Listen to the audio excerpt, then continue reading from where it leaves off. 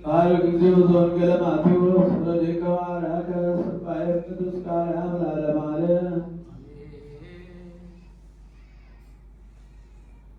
የማቴዎስ ወንጌል ምዕራፍ 2 ቁጥር 1 እስከ 12።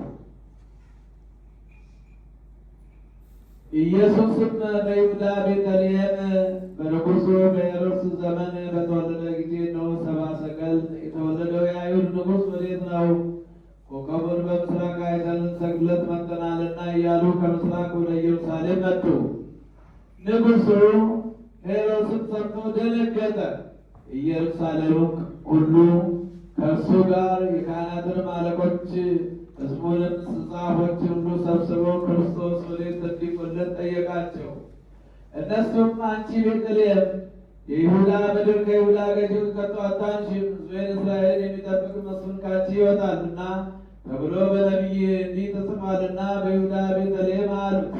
ከዚህ በኋላ ሄሮድስ ሰብአ ሰገልን በስውር ጠርቶ ኮከቡ የታየበትን ዘመን ከነሱ በጥንቃቄ ተረዳ።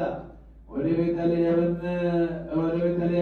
እነሱን ሰዶ ሂዱ፣ ስለ ሕፃኑ በጥንቃቄ መርምሩ፣ ባገኛችሁትን ጊዜ እኔ ደግሞ መጥቼ እንድሰግድለት ንገሩኝ አላቸው።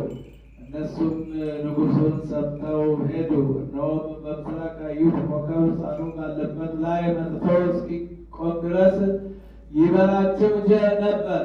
ኮከቡንም ባዩ ጊዜ በታላቅ ደስታ እጅግ ደስ አላቸው። ወደ ቤትም ገብተው ሕፃኑን ከእናቱ ከማርያም ጋር አዩት። ወድቀውም ሰገዱለት። ሳጥኖቻቸውንም ከፍተው እጅ መንሻ ወርቅና ዕጣን ከርቤ አቀረቡለት። ወደ ሄሮድስም እንዳይመለሱ በሕልም ተረድተው በሌላ መንገድ ወደ አገራቸው ይሄዱ። ሰማይና ምድር ያልፋል፣ ቃሌ አያልፍም ያለ ጌታ ለደቀ መዛሙርቱ